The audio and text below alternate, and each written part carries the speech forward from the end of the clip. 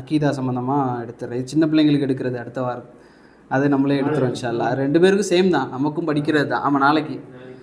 ஆமாம், இதில் வந்து ஃபஸ்ட்டு இஸ்லாம் என்றால் என்ன அப்படிங்கிறது அந்த போன வாரம் எடுத்தோம் அந்த பிள்ளைங்களுக்கு. இஸ்லாம் என்றால் என்ன அப்படிங்கிறது சொல்லணும் அப்படின்னு சொன்னால், இஸ்லாம் சொன்னால் முஸ்லீம் இஸ்லாம்ங்கிறது வந்து ரெண்டுமே ஒன்று தான். இஸ்லாம் அப்படின்னு சொன்னால் யாரெல்லாம் இல்லை அல்லாவுக்கு கட்டுப்படுவது, இறைவனுக்கு கட்டுப்படுறதான் என்னென்னா இஸ்லாம் அப்படிங்கிறது. யாரெல்லாம் இஸ்லாத்தை ஏற்றுக்கொண்டார்களோ அப்படின்னு சொல்கிறது என்ன அப்படின்னா, யாரெல்லாம் இறைவனுக்கு கட்டுப்படுகிறார்களோ அவர்கள் தான் என்ன முஸ்லீம் அப்படிங்கிறது. இஸ்லாயிம் அதே வார்த்தை தான், ஈக்கு பதிலாக மூ அப்படிங்கிறது வருது, முஸ்லீம். அப்போது இஸ்லாம் என்பது இறைவனுக்கு கட்டுப்படுறது, முஸ்லீம் என்பவன் யார், இறைவனுக்கு கட்டுப்பட்டு நடப்பவன். இதுதான் அர்த்தம். இது ஒரு தனி மதமோ அல்லது தனி ஒரு கொள்கை அந்த மாதிரி எல்லாம் இல்லை அப்படிங்கிறத தெரிஞ்சு கொள்ளணும். இதில் ஏகத்துவத்தின் மூலம் அல்லாவுக்கு கட்டுப்படுறது. எப்படி அல்லாவுக்கு கட்டுப்படுறது? நம்ம விரும்பிய முறையில் எல்லாம் அல்லாவுக்கு கட்டுப்படுறது அல்ல. அல்லாவுக்கு ஏகத்துவத்தின் மூலம் அவன் ஒருவன் என்பதை வைத்து அவனுக்கு கட்டுப்படுறது தான் இஸ்லாம். அந்த கட்டுப்படுவது எப்படி கட்டுப்படணும்? வழிபடுவதின் மூலம், இறைவனுக்கு வழிபடுவதின் மூலம் அவனுக்கு கட்டுப்படுவது. வழிபடுறதுனா என்ன? அவனுக்கு விருப்பமான அடிப்படைகளை கொண்டு. உதாரணமாக, எனக்கு ஒரு சாப்பாடு பிடிக்குது, எனக்கு வந்து ஒரு சிக்கன் பிரியாணி பிடிக்குது, உங்களுக்கு வந்து ஒரு வெஜிடபிள் பிரியாணி பிடிக்குதுன்னு வைங்களேன். நான் உங்கள் வீட்டுக்கு வந்தேன்னா நீங்கள் என்ன சாப்பாடு தருவீங்க? எனக்கு பிடிச்சது தானே தருவீங்க.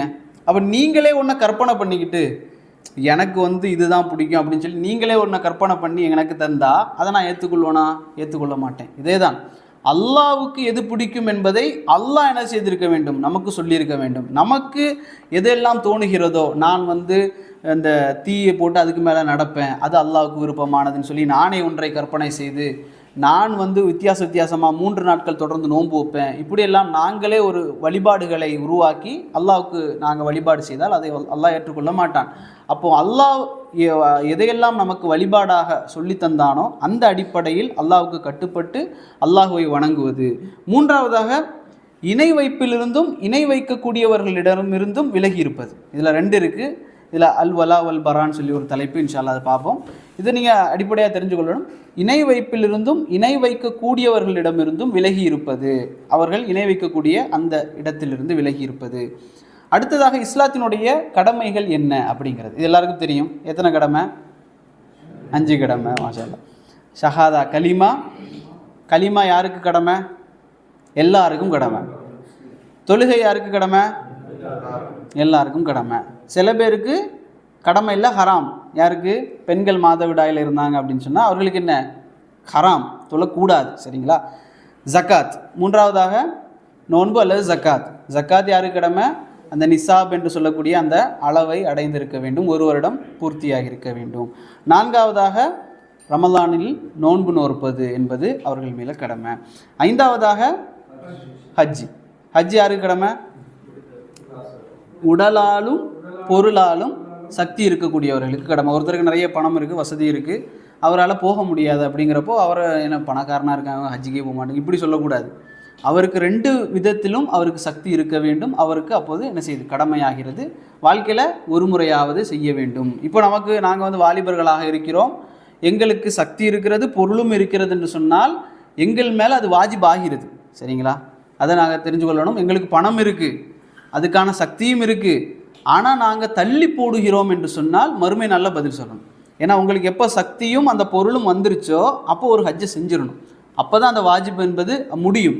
இல்லை நான் பிறகு செய்கிறேன் என்று சொல்லி பிறகு பணம் இல்லாத கட்டம் வந்துருச்சுன்னா உங்களால் செய்ய முடியாது. செய்யாமல் இருந்ததற்கு என்ன செய்யணும்? மறுமை நாளில் பதில் சொல்லணும். அதையும் நாங்கள் என்ன செய்யணும்? கவனத்தில் கொள்ளணும். அடுத்ததாக, லா இலாஹ இல்லல்லாஹ் என்பதனுடைய பொருள் என்ன அப்படிங்கிறது தெரியும் எல்லாருக்கும். என்ன லா இலாஹ இல்லல்லாஹ்? வணக்கத்திற்கு தகுதியானவன் அல்லாஹ்வை தவிர வேறு யாரும் இல்லை. இதில் 2 இருக்குது. லா இலாஹா இல்லல்லாஹ் அப்படிங்கிறது முதல்ல மறுக்கிறது, 2வது ஏற்றுக்கொள்வது. லா இலாஹா என்று சொன்னால், இலாஹ் என்று சொன்னால் இறைவன் அர்த்தம். வணங்கக்கூடிய இறைவன், வணங்குவதற்கு தகுதியான இறைவன். வணங்க தகுதி இல்லாத நிறைய இறைவன்கள் இருக்குது. வணங்குவதற்கு தகுதியான இறைவன் எதுவும் இல்லை. லான்னு சொல்லுவோமே அரபியில், லா எதுவுமே இல்லை அப்படின்னு சொல்லி முதல்ல எல்லாத்தையும் மறைச்சிடுறது, எல்லாத்தையும் மறுத்துடுறது. அதுக்கு நான் நேற்று போன வாரம் ஒரு எக்ஸாம்பிள் சொன்னேன். என்னென்னா, ஒரு ஒயிட் பேப்பர் இருக்குது, அந்த பேப்பரில் நிறைய கிறுக்கல்கள்லாம் இருக்குது. இப்போ என்ன செய்யணும், ஒரு ஒரு விஷயத்தை எழுத போகிறோம் அப்படின்னு சொன்னால் முதல்ல எரேசர் எடுத்து எல்லாத்தையும் அழிக்கிறது, அழித்து ஃபுல்லாக அழித்து எதுவுமே இல்லாமல் ஆக்குறது. அதுதான் இந்த வேலை. லா இலாஹா, எல்லாத்தையும் மறுக்கிறது, எந்த கடவுளும் இல்லை இல்லல்லா, அல்லாஹுவை தவிர என்பதாக. இந்த இரண்டையும் நாங்கள் விளங்கிக் கொள்ளணும். ஒன்று லா இலாஹா இல்லல்லாவில் இருப்பது, ஒன்று மறுப்பது, இன்னொன்று ஏற்றுக்கொள்வது. இதில் கலிமா வந்து ஏற்றுக்கொள்ளப்படுவதற்கு நிபந்தனைகள் 8 சொல்கிறாங்க. இது பெரிய தலைப்பு, இதில் அந்த இதை மட்டும் படிப்போம் இன்ஷா அல்லாஹ். ஒன்று கல்வி அறிவு. இந்த கலிமாவுடைய பொருளை அறிந்து சொல்லணும். ஒருத்தர் சும்மா கலிமா சொல்கிறாரு, அவர் முஸ்லீம் ஆயிடுவாரானா இல்லை. இந்த பொருளை அறிந்து ஒருத்தர் என்ன செய்யணும், அந்த கலிமாவை சொல்ல வேண்டும்.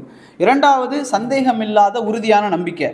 ஒருத்தருக்கு வந்து நான் சந்தேகமாகவே இருக்குது, ஒருவேளை 2 கடவுள் இருக்குமோ, இப்படியெல்லாம் சந்தேகத்திலே வந்து கலிமா சொல்கிறாருன்னா அதுவும் என்ன ஏற்றுக்கொள்ளப்படாது. மூன்றாவது இஹ்லாஸ், மன தூய்மையோடு சொல்கிறது, எந்த விதமான உலக எதிர்பார்ப்புகள் அல்ல மற்ற எதிர்பார்ப்புகள் இல்லாமல் உள தூய்மையோடு சொல்வது இஹ்லாஸ் என்ற மூன்றாவது நிபந்தனை. நான்காவதாக அதை உண்மைப்படுத்துவது போல வாழ்க்கையில் நடந்து கொள்வது. ஐந்தாவதாக அதன் மீது ஒரு அன்பு என்பதாக சொல்கிறாங்க. அன்பு என்று சொன்னால் அதை நாங்கள் நேசிக்கணும். கலிமா சொல்கிறதையும் முஸ்லீமாக இருக்கிறதையும் நேசிக்கணும். சில பேர் எல்லாம் முஸ்லீமாக இருப்பாங்க, ஆனால் நேசம்லாம் இல்லை.